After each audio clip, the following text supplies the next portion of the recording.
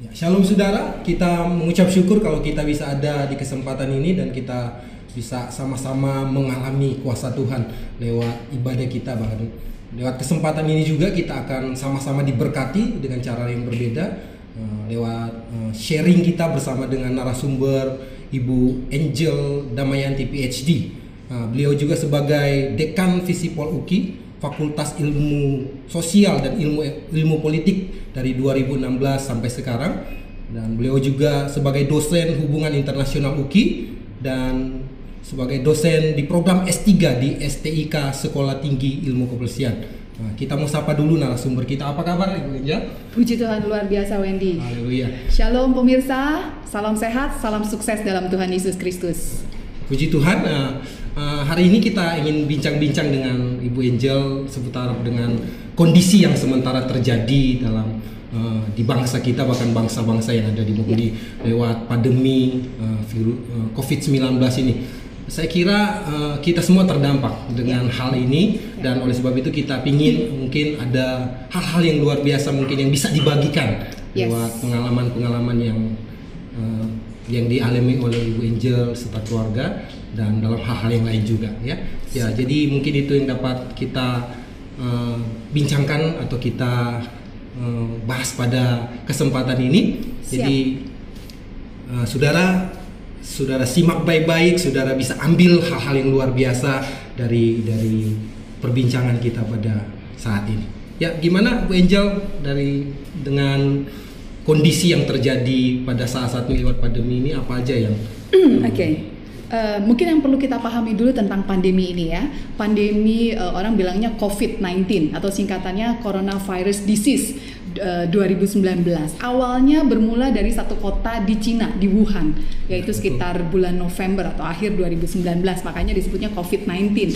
Nah, dari Wuhan atau China ini kemudian dia menyebar sampai awalnya hanya beberapa negara, tapi kemudian semakin banyak akhirnya pada bulan Februari 2020 ketika menyebar hampir ke 100 negara ya. WHO, World Health Organization, kemudian mengumumkan bahwa ini adalah pandemi yang menyebar ke banyak negara sehingga harus ada treatment khusus ya. Bahkan hari ini sudah menyebar ke 216 negara, dan banyak negara yang kemudian menerapkan kebijakan lockdown atau kalau dalam bahasa Indonesianya PSBB, peraturan skala sosial berskala besar ya. Jadi hampir dalam banyak bidang kita kemudian dibatasi ya. Ada beberapa orang mungkin mengeluh karena kemudian mereka harus dibatasi, atau cara kerja yang biasanya lebih leluasa kemudian harus dibatasi, yang biasanya sering ke kafe jadi dibatasi, yang kerja biasanya normal kemudian mungkin banyak pengalaman yang berubah dan lain sebagainya. Nah, satu hal yang perlu kita pahami bahwa pandemi ini sifatnya mendunia. Jadi bukan cuma sekedar virus yang menyebar secara spesifik di satu tempat gitu, tapi mendunia. Bahkan hari ini data dari WHO per tanggal 12 September seluruh dunia itu sudah yang kena virus ini sudah 28 juta orang, dan yang meninggal sudah lebih dari 900.000 orang. Di Indonesia sendiri yang kena sudah lebih dari 200.000 ya, dan yang meninggal sudah 8.500. Kalau kita mendengar data itu kan kayaknya wow, menakutkan ya, sesuatu yang mengerikan. Nah, ini yang terjadi hari ini. Betul sekali. Jadi keadaan ini yang memang sangat-sangat membuat kondisi bangsa kita, bahkan lebih khusus bagi kita orang-orang percaya ya, mengalami dampak dari pandemi ini. Mungkin secara spesifik saya ingin bertanya kepada Ibu Angel, bagaimana secara Ibu Angel dengan secara pribadi keluarga menyikapi keadaan ini? Nah, bicara tentang dampaknya dulu ya, Mas. Dampaknya secara kesehatan jelas tadi ya. Ada beberapa teman saya terpapar COVID-19 dan dia menyebutkan bahwa ketika kena penyakit itu sangat tidak nyaman, sangat sakit fisiknya gitu ya. Kemudian ya tadi dari data-data yang kita lihat, walaupun banyak yang memperdebatkan kebenaran data itu, bahkan bisa jadi sebenarnya ya realnya di Indonesia lebih dari itu katanya ya. Nah, itu kan bicara tentang sakitnya sendiri sudah menakutkan gitu. Bicara tentang datanya itu menakutkan, menimbulkan rasa khawatir, cemas, takut. Belum lagi dampak secara ekonomi. Ya, jadi dampak secara kesehatan sudah pasti, dampak psikis itu juga yang tidak kena pun menjadi kesehatan mentalnya terganggu gitu ya. Kemudian secara ekonomi sudah banyak nih perusahaan-perusahaan yang tutup dan akan tutup dalam waktu dekat. Pengangguran karena mengalami PHK dan lain sebagainya. Nah, ini adalah dampak-dampak lanjutan dari pandemi ini sendiri. Terus terang saya misalnya, saya di fakultas saya ya, karena ada beberapa orang tua mahasiswa misalnya yang terkena dampak secara ekonomi dari COVID ini, kemudian mereka akhirnya harus meminta dispensasi pembayaran misalnya, atau kebijakan perpanjangan waktu pembayaran, karena memang ada dampak-dampak secara ekonomi, belum lagi secara sosial, karena ketika seseorang lapar misalnya, tidak punya pekerjaan tapi mereka harus makan, nah itu bisa jadi kerawanan sosial itu meningkat. Data menunjukkan bahwa penjualan narkoba pada masa pandemi ini justru meningkat loh. Ya, bisa jadi karena memang mereka butuh uang dan lain sebagainya, dan kejahatan juga meningkat. Nah, ini dampak-dampak yang memang terjadi di sekitar kita hari-hari ini. Saya kira memang ini memang kondisi yang sementara mengintimidasi, karena semua hal di semua lini kehidupan itu terdampak. Memang bagi kita juga orang percaya, apalagi ya sebagai orang-orang yang hidup sebagai orang-orang pilihan, orang-orang yang hidup untuk memuliakan Tuhan, itu pun tidak menutup kemungkinan ya mengalami dampak-dampak ini. Bahkan secara pribadi, lepas pribadi kita juga terdampak. Banyak mungkin kita harus isolasi di rumah walaupun mungkin tidak terkena COVID, tapi kita juga merasakan dampak itu. Dan mungkin kita lebih ingin tahu lebih secara spesifik bagaimana Ibu Angel menyikapi kondisi ini yang terjadi hari-hari ini. Awalnya saya takut. Ketika pemerintah mengumumkan PSBB di Jakarta ya, itu sekitar pertengahan Maret, kemudian yang saya lihat data di awal-awal itu kan banyak yang kena dan lebih banyak yang meninggal, yang sembuhnya sedikit. Sehingga 2 bulan pertama ketika terus ada kebijakan work from home, hanya di rumah melihat TV, mendengar berita tentang bertambahnya penderita terkena virus COVID, bertambahnya jumlah yang meninggal tapi yang sembuhnya semakin sedikit, belum lagi penanganan yang terlambat, itu secara manusia 2 bulan pertama saya khawatir, paranoid kalau kata orang ya. Tapi kemudian saya melihat ada sesuatu yang menarik di balik semua yang Tuhan izinkan terjadi ya. Mungkin sepertinya kita takut, tapi justru di balik ketakutan itu ada berkat Tuhan yang luar biasa. Amin. Karena kemudian ketika saya di rumah ya, lebih banyak di rumah, bekerja dari rumah, mengajar dari rumah, rapat pun dari rumah dengan menggunakan fasilitas-fasilitas daring ya, online ya.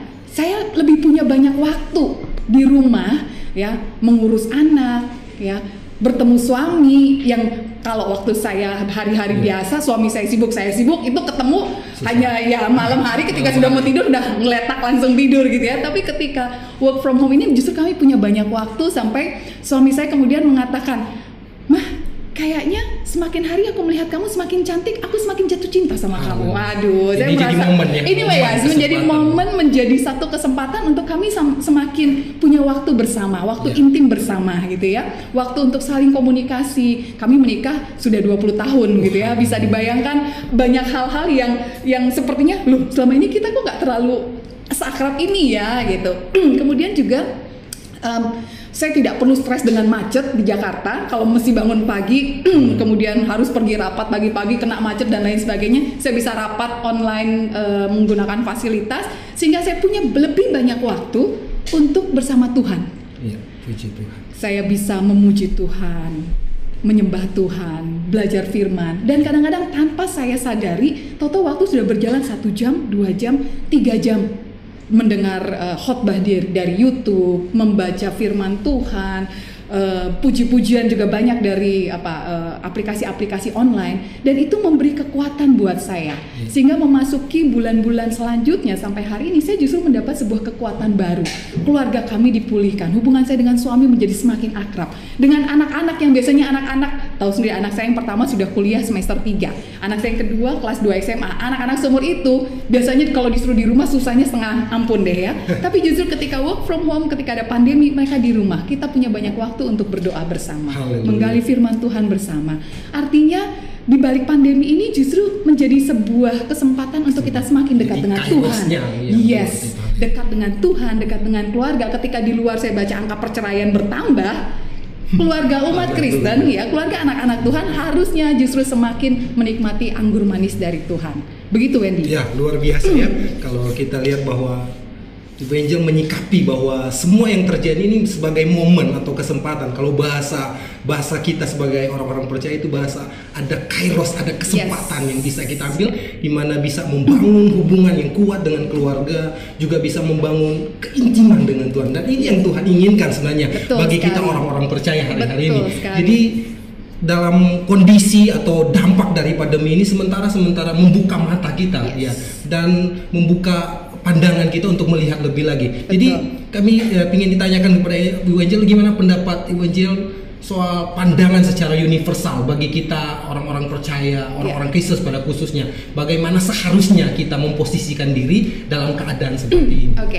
Yes, dalam kondisi seperti ini ya, kalau kita ingat cerita tentang Petrus yang ketika Yesus menyuruh murid-muridnya berangkat duluan ya, kemudian Yesus berangkatnya agak belakangan yang Yesus jalan di atas air ya, kemudian Petrus bilang, Tuhan kalau itu memang benar Engkau, suruhlah aku berjalan di atas air.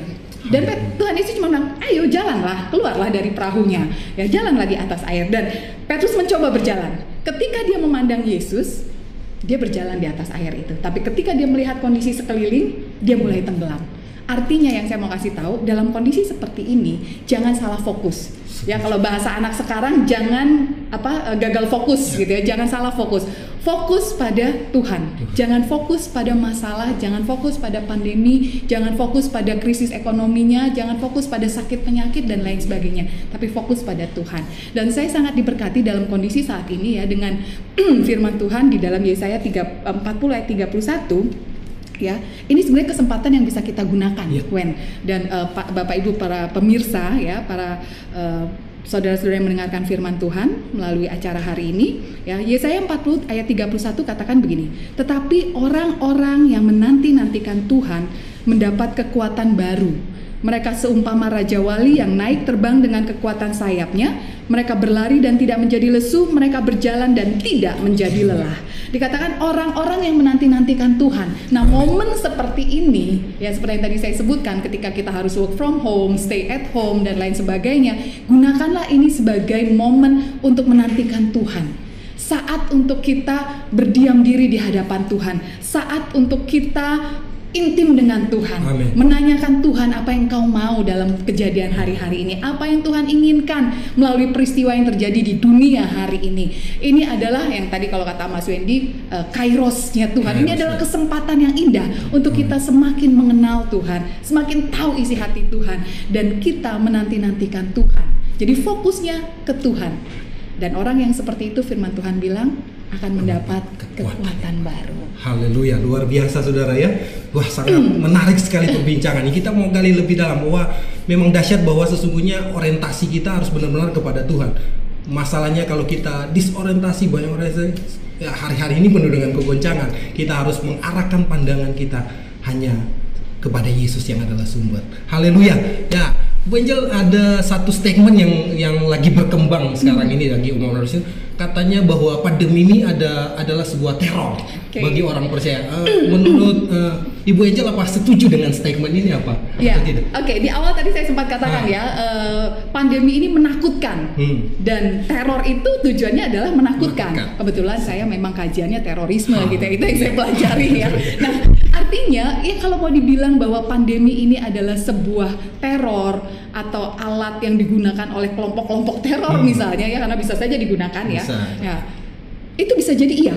Ya, seluruh dunia, seluruh negara, 216 negara, artinya itu hampir semua negara di dunia ngalamin pandemi ini. Bahkan negara sekecil Singapura, ya Brunei, Timor Leste pun mengalami kena gitu ya, apalagi negara besar seperti Amerika dan Indonesia. Nah, Wajar sekali kalau orang-orang ya pemerintah negara mereka merasa takut, merasa terancam dengan kondisi hari ini. Karena tadi saya bilang bukan hanya penyakitnya loh, tapi pemerintah Jakarta saja sudah ketakutan karena 83% rumah sakit itu udah penuh, bangsal-bangsalnya aja udah penuh. Jadi kalau tambah penderita penyakit lagi mau taruh di mana gitu ya. Mereka ketakutan. Jadi ya to some extent pada titik tertentu ya itu bisa menjadi sebuah ketakutan. Ya, tapi satu hal yang menarik, Wendy, saya mau cerita sedikit, kesaksian sedikit. Ya, karena kebetulan saya dekan di Fakultas Divisi Pol-UKI ya. Di awal-awal bulan Februari Maret terjadi kebijakan katanya harus work from home, nggak bisa ngapa-ngapain. Saya berpikir bagaimana saya bisa merekrut mahasiswa baru. Karena biasanya rekrutmen mahasiswa baru kan kita harus berkunjung ke sekolah-sekolah, datangi pameran-pameran pendidikan, ikut pameran dan sebagainya. Kami nggak bisa lakukan itu. Jadi tantangan baru lagi. Wow, ini tantangan baru. Satu sisi saya ketakutan dong. Sementara target ini harus terpenuhi gitu ya. Jumlah mahasiswa baru Visipol harus sekian. Wow, sampai 2 minggu, 3 minggu lalu kalau mau percaya, universitas kami cuma punya 400 mahasiswa baru. Apa itu bukan teror gitu ya, sebuah ketakutan turun drastis. Wah, itu saya cuman tadi, saya mencari Tuhan, saya menanti-nantikan Tuhan, saya berdoa, berseru kepada Tuhan. Dan tahu yang terjadi hari ini? Jumlah mahasiswa fakultas kami itu meningkat 25% dibandingkan tahun lalu. Haleluya. Di masa pandemi justru meningkat 25%. Dan yang luar biasanya lagi, sepanjang sejarah fakultas saya berdiri dan selama saya menjadi dekan, justru tahun inilah paling tinggi jumlah mahasiswa baru fakultas kami. Dan itu semua karena Tuhan. Artinya ketika kami tidak tahu apa yang harus kami lakukan, ya, ketika kami angkat tangan, kami nggak tahu apa yang harus kami kerjakan, justru Tuhan bekerja, justru Tuhan turun tangan. Yang penting tadi, jangan salah fokus. Jangan salah. Nantikan Tuhan, fokus ke Tuhan. Jangan fokus pada masalah. Betul sekali. Begitu, Wen. Jadi dahsyat ya.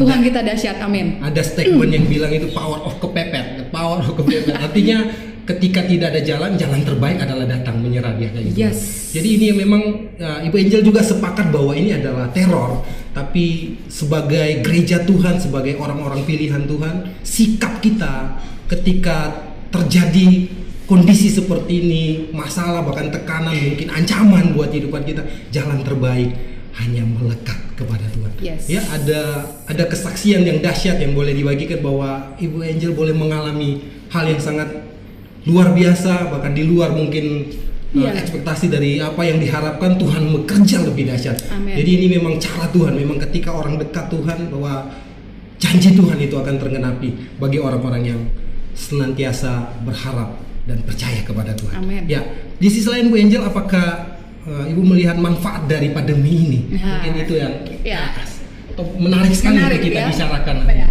kalau dalam bahasa asingnya itu blessing in disguise. Ada berkat-berkat yang tersembunyi di balik teror. Kalau tadi kata Pak Pendeta, Pak Gembala ya, Pak Andreas katakan bahwa ini teror atau telur gitu ya.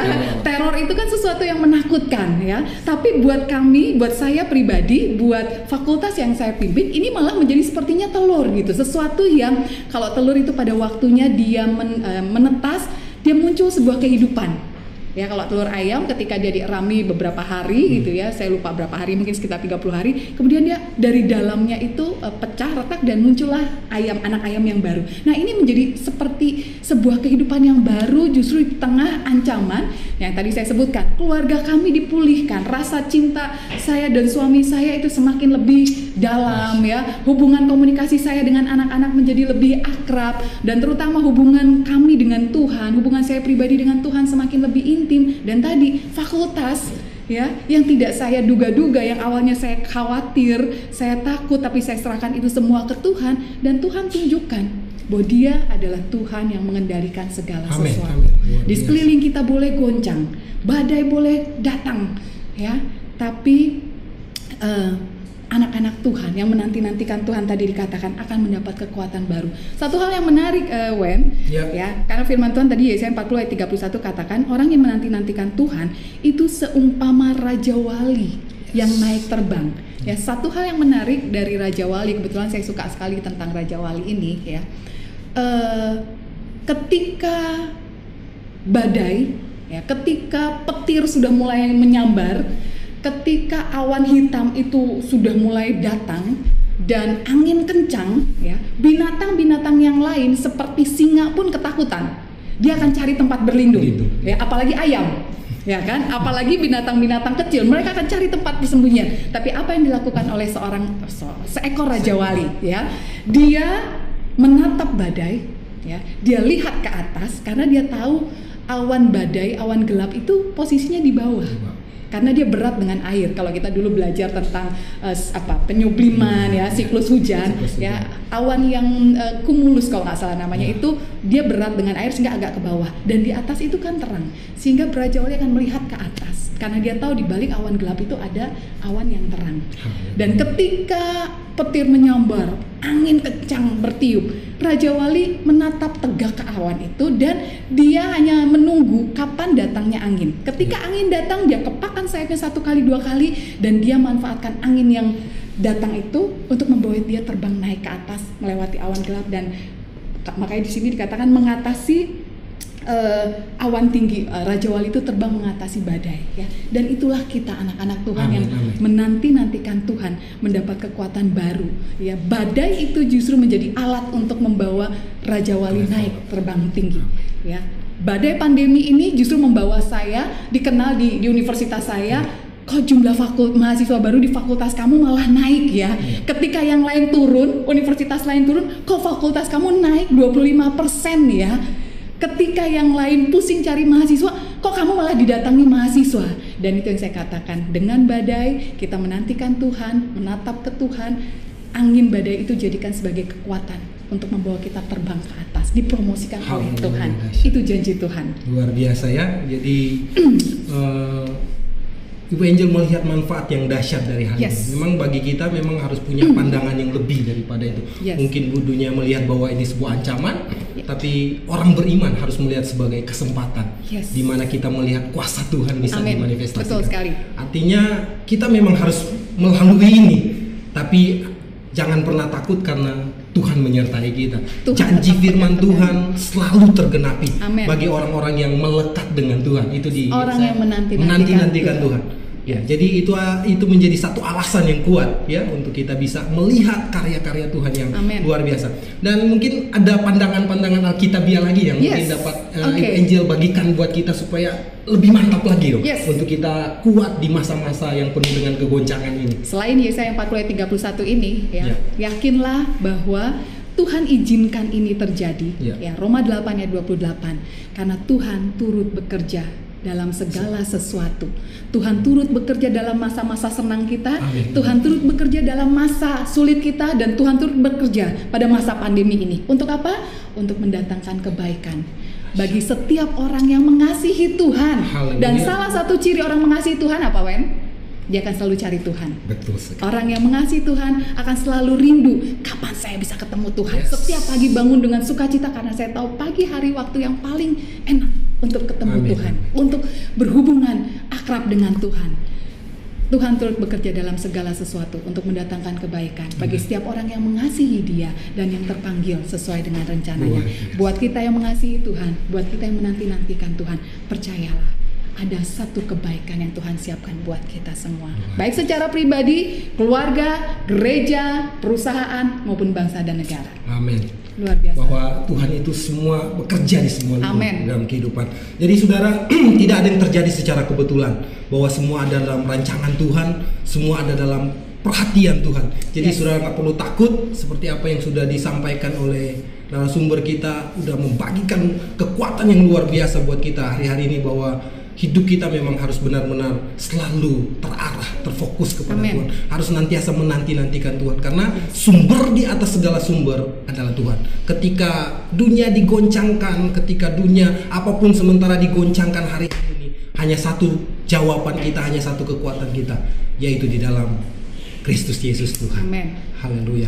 Oke, puji Tuhan saudara, kita sudah di akhir dari perbincangan kita pada saat ini, dan saya ingin menanyakan tips-tips mungkin lebih spesifik bisa dibagikan buat kita sebagai jemaat Tuhan, GSJ Kasih Karunia, mungkin bagi pemirsa juga yang menyaksikan rekaman ini. Oke, buat pemirsa, buat kita semua yang mendengarkan siaran hari ini dari GSJA, ya, sekedar merap up apa yang tadi saya sudah sampaikan, mari kita lihat ancaman hari ini bukan sebagai teror, tapi mari fokus bahwa ancaman yang terjadi ini sebagai sebuah kesempatan, seperti telur yang melahirkan sebuah kehidupan yang baru.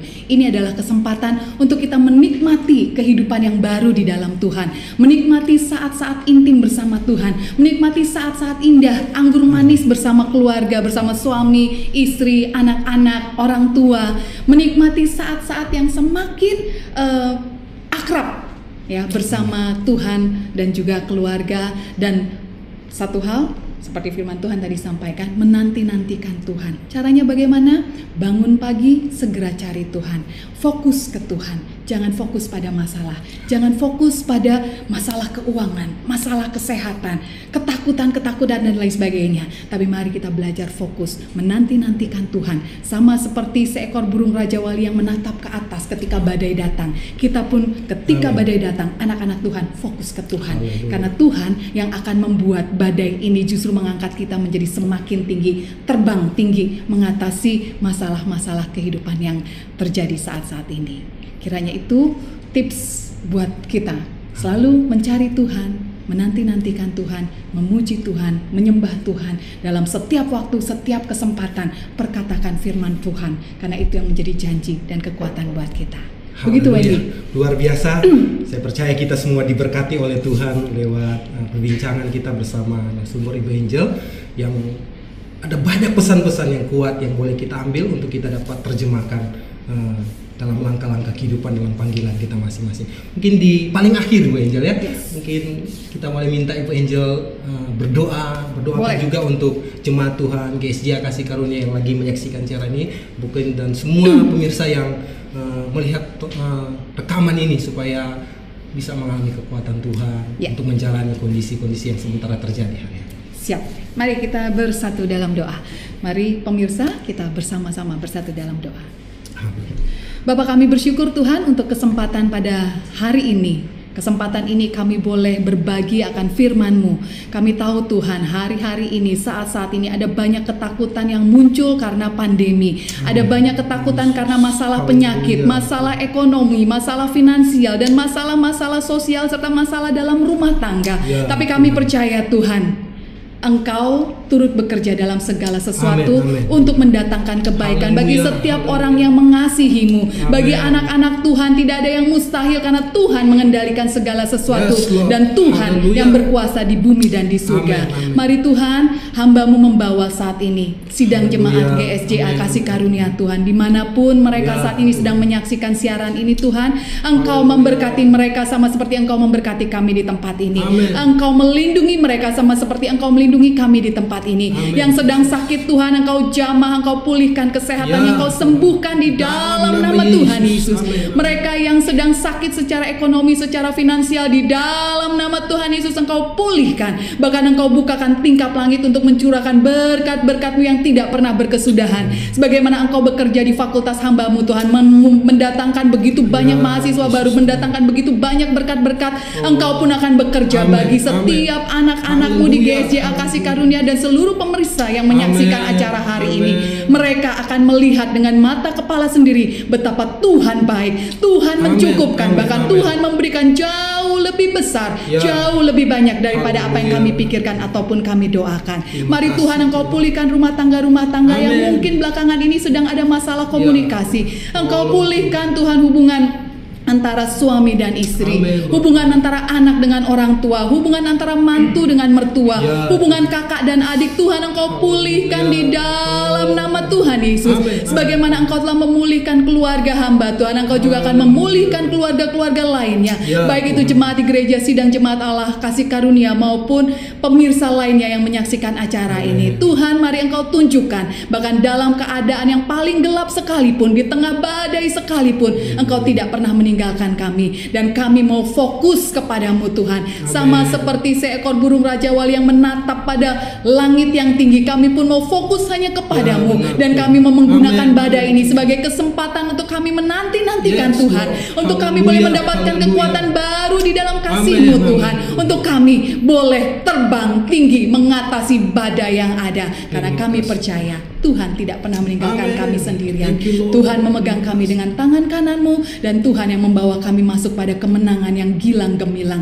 Engkau Tuhan yang membawa kami masuk dari satu kemuliaan pada kemuliaan yang lebih besar lagi. Terima kasih Tuhan, Engkau memberkati hamba-Mu Wendy yang sudah memimpin acara hari ini. Tuhan, Engkau memberkati pelayanannya, Engkau memberkati apapun yang menjadi kerinduannya. Thank you, Engkau memberkati, Amin. memberikan yang terbaik. Terima kasih Bapa. Di dalam nama Tuhan Yesus Kristus, kami berdoa dan mengucap syukur. Amin. Amin. Puji Tuhan saudara, kita telah diberkati lewat sharing pada kesempatan ini, dan kami ucapkan terima kasih. Sama-sama, Angel Wendy. sudah memberikan waktu untuk berbagi berkat buat kita semua. Sama-sama. Nah, kita jumpa lagi di kesempatan berikut untuk sama-sama memberkati umat Tuhan di Pasti. GSJ Kasih Karunia. Yes. Haleluya. Tuhan memberkati Tuhan pemirsa. memberkati kita semua. Shalom.